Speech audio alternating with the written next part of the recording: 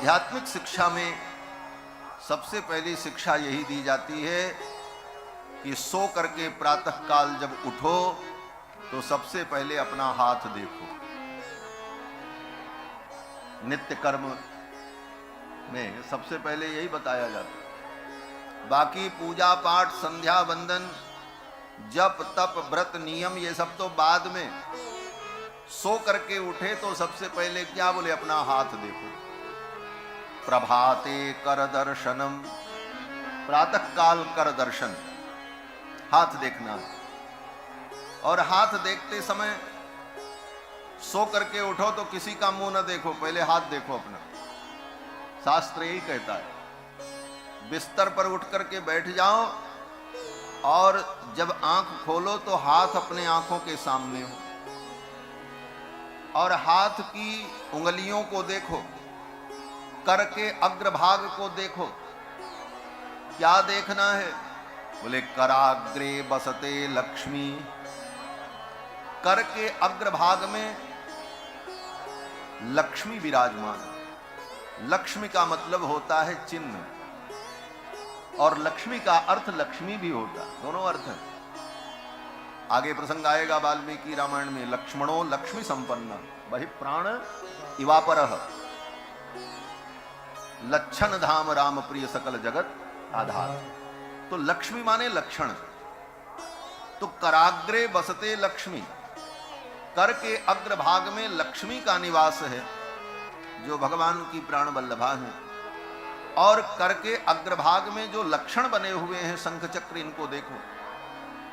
और फिर बोले कर मध्य सरस्वती, कर के मध्य में सरस्वती विराजमान। ज्ञान की अधिष्ठात्री देवी, उनका दर्शन करो, उनका ध्यान करो। क्यों? बोले ज्ञान होगा तभी कल्याण होगा। तो ज्ञान क्या है? चंद्रमा का ज्ञान, सूर्य का ज्ञान, बड़े बड़े शोध, मंगल पर क्या है, धरती में क्या है, समुद्र में क्या है, यही ज्ञान। कहते हैं सब ज्ञान जो है काम लायक ज्ञान नहीं है, इस ज्ञान से कुछ होने वाला नहीं। ज्ञान तो वो है जो तुमको भगवान के शरण में पहुंचा दे, वास्तविक ज्ञान वो ज्ञान। तो कराग्रे वसते लक्ष्मी, कर मध्य सरस्वती। और जब सरस्वती की कृपा होगी तो क्या होगा? बोले कर मूले तो गोविंदः करोमि कर दर्शन। कर के मूल में गोविंद का निवास है, उन गोविंद की शरण में जाने की योजना बन जाए, गोविंद की शरण में हम पहुंच जाए तो हमारा कल्याण हो जाए। कर मूले तो गोविंदः करोमि कर दर्शनम। और हमारे पूज्य श्री स्वामी जी महाराज कहते थे, देखो उंगलियों में शंख चक्र के चिन्ह बने हैं, इसका मतलब हम चक्रपाणी के अंश हैं, भगवान के अंश हैं और उन्हीं के लिए हैं। इसीलिए उंगलियों की विशेषता क्या होती है? बोले उंगलियां कभी इधर नहीं जाती। उंगली को अगर पीछे ले जाओ तो टूट जाएगी, बगल में खींचो बोले तब भी टूट जाएगी। उंगली जब भी सुविधा पूर्वक जाती है तो किधर जाती? बोले ऐसे नीचे की तरफ जाती, बड़ी सुविधा से चली जाती। इधर ले जाओ तो टूट जाए, पीछे ले जाओ तो टूट जाए। ये जीवात्मा जो चक्रपाणी का अंश है, इसकी भुजाओं में अगर शंख चक्र के चिन्ह लग गए तो ये पीछे नहीं जाएगा, अगल बगल नहीं जाएगा, जब जाएगा तो भगवान की ही शरण में जाएगा। कर मूले तो गोविंद करो, कर के मूल में गोविंद का निवास है और गोविंद की शरण में जाने पर इस जीव का परम कल्याण। तो भगवान के चक्र का संबंध होने पर जीव को संसार चक्र से मुक्ति मिल जाती है। अयोध्यापुरी भगवान के चक्र पर विराजमान है। बात बड़ी साधारण सी है। कराग्रे वसते लक्ष्मी, कर मध्य सरस्वती, कर मूले तो गोविंद करोमि कर दर्शनम। लेकिन इन भावों का चिंतन करके प्रातः काल अपने हाथ को व्यक्ति देखे तो उसका पूरा दिन मंगलमय होगा और भगवान के चरणों में उसका मन लगा रहे। लेकिन अब तो संस्कृति बदल गई है महाराज। प्रभाते कर दर्शनम नहीं, प्रभाते कप दर्शनम होना चाहिए। जब तक सवेरे सवेरे चाय न मिले तब तक दिन शुरुआत नहीं हो रही।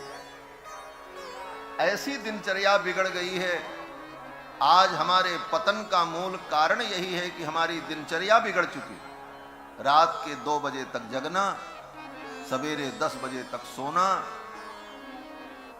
मनमाना आचरण, और इस मनमाने आचरण के कारण ही हमारे जीवन की सात्विकता नष्ट हो रही है, हमारे सद्विचार नष्ट होते हैं और हम सही दिशा में नहीं जा पाते। इसीलिए शास्त्रकारों ने कहा, आचारहीनम न पुनन्ति वेदा यद्यप्यधीता सहसद्भिरंगैः। वेद व्यास जी कहते हैं कि आचारहीनम न पुनन्ति वेदा, जो व्यक्ति आचार से हीन हो जाए, आचरणहीन हो जाए, जिसकी कोई दिनचर्या न हो, न पुनन्ति वेदा, उसको वेद भी पवित्र नहीं कर सकता। कितना भी वेद पढ़ लो, चारों वेद पढ़ लो, और चारों वेद अंगों के सहित पढ़ लो, सहसद्भिरंगैः, वेद के 6 अंग हैं, शिक्षा, कल्प, ज्योतिष, निरुक्त, व्याकरण। इन अंगों के सहित वेद का कोई अध्ययन कर ले, लेकिन अगर वो आचरणहीन है, सदाचार संपन्न नहीं है, तो वेद भी उसको पवित्र नहीं कर सकता। आचारहीनम न पुनन्ति वेदा यद्यप्यधीता सहसद्भिरंगैः। आज यही स्थिति है कि हमारा आचार विचार, दिनचर्या बिगड़ चुकी है। इसको सुधारने की आवश्यकता। जब मन करे तब खा ले रहे हैं, जब मन कर रहे सो रहे हैं, जब मन करे जग रहे हैं। गीता में भगवान कृष्ण कहते हैं, युक्ताहार विहारस्य युक्त कर्मस्य चेष्टसु युक्त स्वप्नावबोधस्य योगो भवति दुःखः। कोई भी योग हो, ज्ञान योग, भक्ति योग, कर्म योग, इन सारे योगों में सफलता तब मिलती है जब व्यक्ति का आहार युक्त हो, युक्ताहार विहारस्य, उसका विहार युक्त हो, युक्त कर्मस्य, उसका कर्म भी युक्त हो। युक्त का मतलब प्रामाणिक, व्यवस्थित। युक्ताहार विहारस्य युक्त कर्मस्य चेष्टसु युक्त स्वप्नावबोधस्य, समय पर सोना और समय पर जगना, स्वप्न और स्वप्नावबोध, सोना और जागना युक्त समय पर हो, तब बोले योगो भवति दुःखः। तब योग जो है दुख का हरण करने वाला होता है, तभी योग में सफलता मिलती है, अन्यथा सफलता नहीं मिलती। इसलिए सबसे पहले तो व्यक्ति को अपने आचार व्यवहार को व्यवस्थित करना चाहिए। आज ये आचार व्यवहार सब बिगड़ चुका। 8 बजे तक सोना है, फिर पहले बिस्तर पे बैठे बैठे चाय की चुस्की लेनी है, और जब चाय मिल जाए तब प्रेशर बनेगा, तब आगे का प्रोग्राम शुरू होगा, उसके पहले होगा ही। यही हमारे पतन का कारण बनता जा रहा है। तो अयोध्यापुरी का मैं वर्णन कर रहा था। देखो, ये भाई साधु शाही कथा है। हम कोई ऐसे कथावाचक नहीं हैं, हम तो सधुक्कड़ी कथा करते। जहां कोई बात समझ में आई, बढ़िया है, काम लायक है, उसका वर्णन करो, यही कथा है और क्या।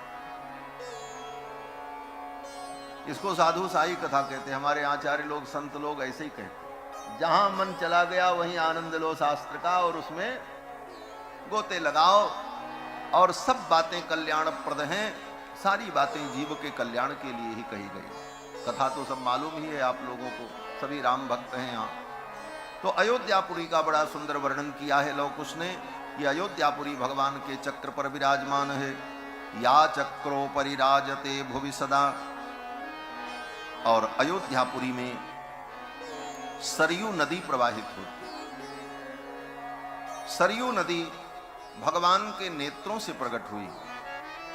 गंगा का प्रादुर्भाव भगवान के चरणों से हुआ, और सरयू जी का प्रादुर्भाव भगवान के नेत्रों से हुआ। कहीं कहीं पर ऐसा भी वर्णन है कि भगवान के एक चरण से गंगा जी का प्रादुर्भाव हुआ और एक चरण से सरयू जी का प्रादुर्भाव। यह भी है। कल्प भेद हरिचरित सुहाये भांति अनेक मुनीसन गाए। लेकिन नेत्रों से प्रकट होने की जो कथा है ये अधिक प्रामाणिक और मान्यता प्राप्त है। क्यों? बोले सरयू जी का एक नाम है नेत्रजा। नेत्रजा माने जो भगवान के नेत्रों से प्रकट हुई। और इनको लाया किसने? बोले वशिष्ठ जी लेकर के आए।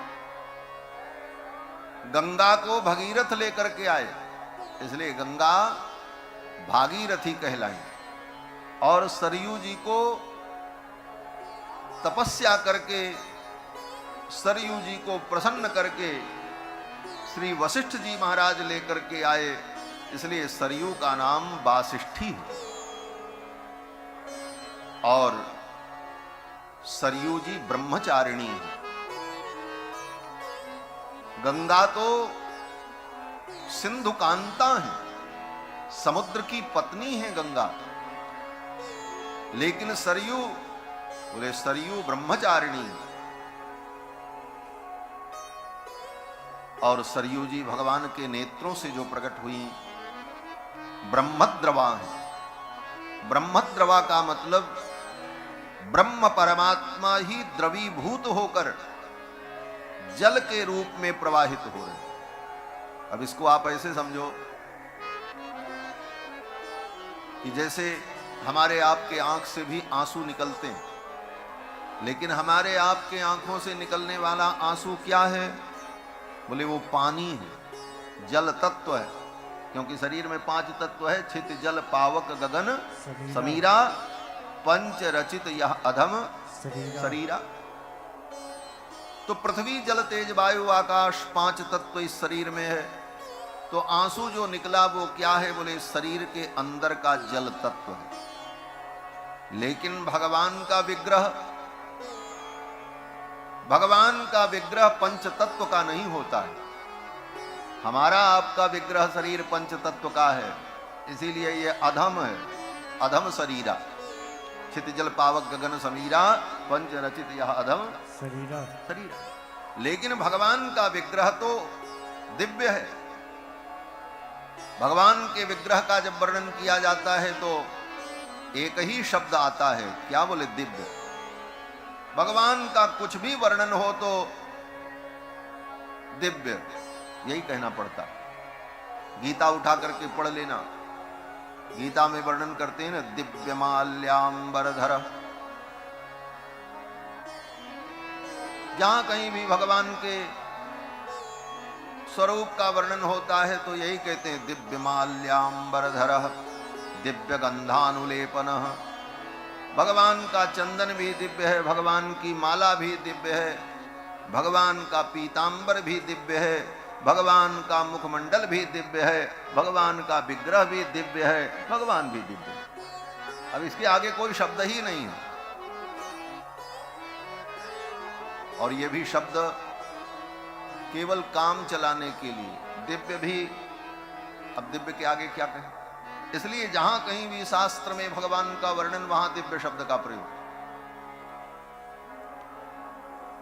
दिव्याननम, भगवान का मुख्य कैसा है? बोले दिव्य। तो भगवान का श्री विग्रह भी दिव्य है। दिव्य का मतलब पृथ्वी जल तेज वायु आकाश का विग्रह नहीं है, अपितु भगवान का जो विग्रह है वो चिदानंदमय है। चिदानंदमय देह तुम्हारी, भगवान का विग्रह चिदानंदमय। तो भगवान के विग्रह में केवल एक ही तत्व है,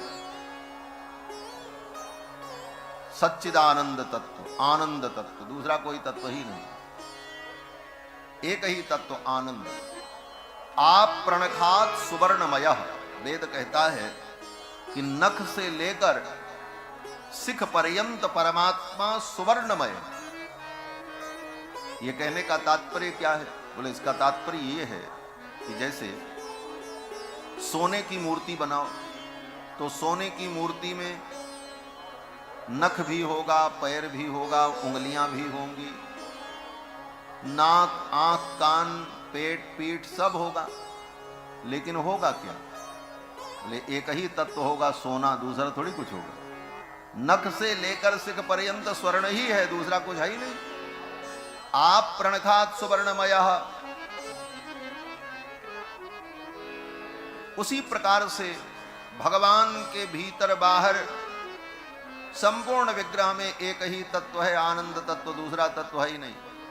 तो भगवान के नेत्रों से जो जल निकला वो जल क्या है? बोले वो भी आनंद तत्व है, ब्रह्मानंद तत्व है। तो भगवान के नेत्रों से प्रकट होने वाली सरयू जी क्या हैं? बोले ब्रह्मद्रवा हैं। ब्रह्म परमात्मा ही द्रवीभूत होकर के जल के रूप में प्रवाहित हो गए। ये सरयू की महिमा है।